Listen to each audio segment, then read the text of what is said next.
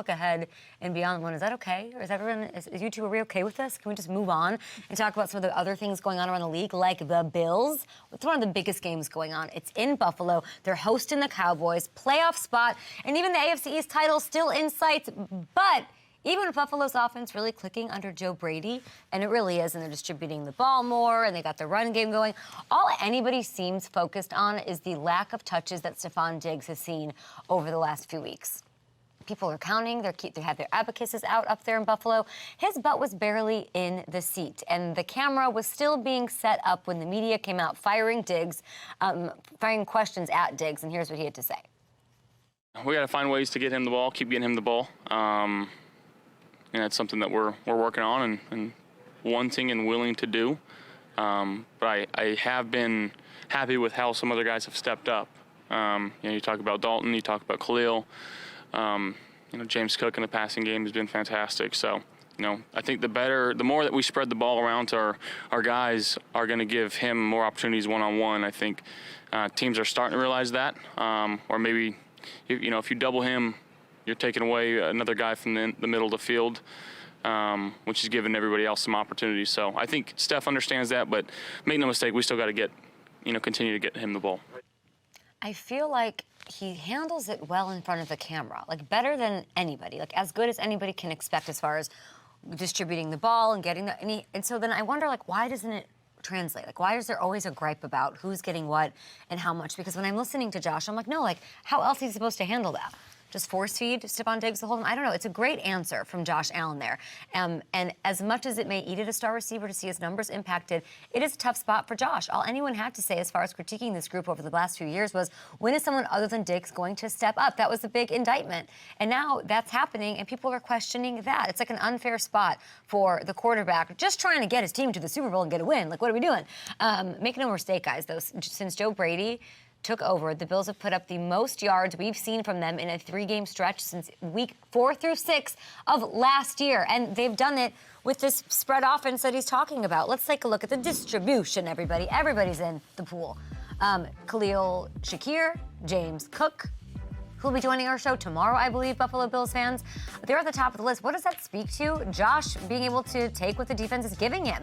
That's a good thing. That's the leap we want him to take. You don't want to who wants to force the ball to one guy? Nobody, especially when he's being doubled like Josh just said. Now, if I'm Gabe Davis, not seeing the looks in one-on-one coverage, that's a different story. But it's all a part of the cat and mouse game. Defenses making adjustments. They're trying to take things away. And, of course, you want to see Diggs more involved. Why not? But by committing to spreading the ball around, it's only going to mean bigger opportunities and better things for Diggs down the stretch, because defenses, are probably going to be forced to stop doubling him because they're going to get torched by a guy like Shakir or a guy like James Cook. So I'll call it right now. I think we see Diggs have himself a big day against the Cowboys as this sort of unfolds and not unravels, just like as it goes, as it evolves here.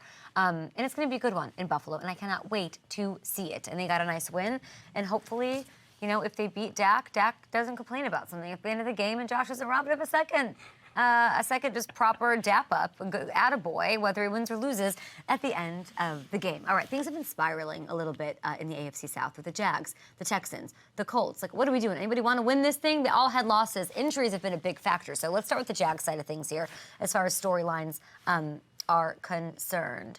Gabriel Davis deserves just as many looks. You're not the only one who thinks so. A lot of people think that.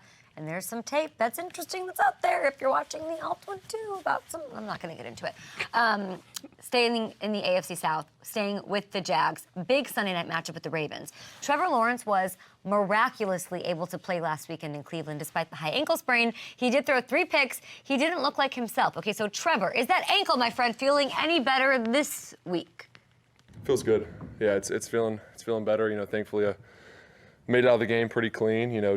Didn't re-aggravate it or really, mess it up anymore. So I feel good and just trying to keep getting better every day. Hopefully, it feels even better this week. And I was able to move around decent on Sunday, so that was a positive. So try to keep that going. Okay, that's great news. And he's going to need that ankle to ankle. The ankle better be ankling to get him to the best of its abilities as he tries to avoid this #1 ranked Ravens pass rush on Saturday, especially given the injuries on the offensive line that have forced the Jags to use, 11 11 different O-line combinations this year. That's wild. And things, they're not positive for C.J. Stroud right now either. He didn't even practice yesterday. His status very much up in the air against this sort of feisty, I don't know if I want to play you, weird, Vrabel-led, no F's given Titan squad. And it stinks that more injuries could define the way the playoff picture shapes up. Nobody wants to see this, but you got the health of Trevor Stroud. It's in the balance, and it's going to play a big role here down the stretch. The Jags' lead in the AFC South is down to a game over both the Colts and the Texans. Oh, boy. Hold on to your butts, Samuel L. Jackson. Now, I still think the Jags take this. And I think, they have the tiebreaker over both teams, first of all. The injury, obviously, is going to be a huge concern because we know, Trevor, when he's mobile, he's one of the easier quarterbacks to tell, are you healthy? Are you feeling yourself? Because you're watching him out there, and he just takes everything on his shoulders, and he's, just going over the top. Quarterback sneaks, all of that. Just his athleticism is such a big part of the game, and he doesn't do it when he's not healthy, and when he is, he's, on another level. So, I don't know. I think you had me say the Jags are going to take it. I'm not that convinced. Talk to me. I just think having that tiebreaker is going to be a big deal here down the stretch. I think it's anybody's ball game. I don't know what I would do over it. If I was hanging out on FanDuel Sportsbook right now, I don't know what I would do. Yeah, and it is going to be tough against the Ravens this week, especially with all the injuries they have. The offensive line, like you mentioned, the secondary is banged up. But after this Ravens game, the schedule does get pretty soft for them down the stretch too. So if they win 3 out of 4, it pretty much guarantees that they're going to win this thing. Is there a world I can disable these poll questions? How do you do that? Dismiss poll? I just have to do that every time? You can close them out. How come my iPad doesn't let me scroll to get new comments? It's just idles because of the poll. I don't know what happens. I don't know. The whole AFC is a mess. I don't know what it's on, but I want to see the comments. We have Gronk coming on the show, guys. We also have a mystery guest coming on the show. It's not Justin Jefferson. He'll actually be on the show, I think, in a little bit, though. Don't worry, stay tuned. But we heard from him yesterday. Minnesota's got this big matchup against the Bengals. Very interesting. It's on it's wonky Saturday afternoon vibes. He let everyone know he will be playing this weekend after the chest injury that we hated to see. Oh, it looked awful. He goes to the hospital, gave everybody quite a little scare on Sunday, and it was nice to see him in better spirits, talking about a visit to the ER. I was yelling, I was screaming. The people that was really, hurt, they probably was annoyed by me. But that was the first time I was in the ambulance in the ER, so it was definitely an experience for me that I don't want again. Okay, I'm glad we clap about it now because I hated seeing that on Saturday. Everybody did. If you're a fan of the NFL, you don't like that. And the Vikings offense never really recovered after he went out. But then they still came away with that beautiful, high-scoring 3-zip win over the Raiders, who played tonight and don't even know who their starting quarterback is. But I digress. He's critical. Okay, want to know why? Because it's Nick Mullins taking over. What? And they're trying to inch their way closer to a bit of a playoff situation. This Bengals team is hot. Jake Browning, we had Drew Sample on yesterday saying, he's not surprised by the success. This isn't one of those things where it's he's caught fire and defenses are going to figure him out. But the defense on the Vikings might figure him out. Remember, this team started 1-4.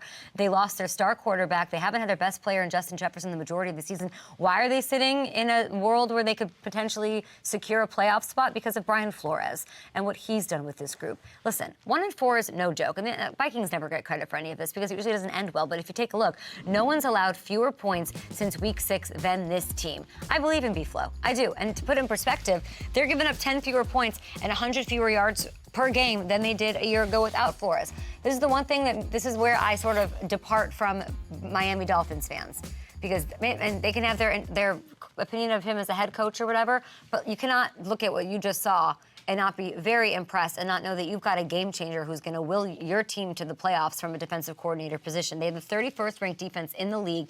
They're doing it with Flores, this extra aggressive, blitz the crap out of everybody, and this newfound, which we learned from Cam Bynum, this sort of let you be you. Maybe he evolved, learned a little lesson from everything that went on, took that experience into his new gig with the Vikings, because this team loves him. This defense is playing for him, and it's very cool to see.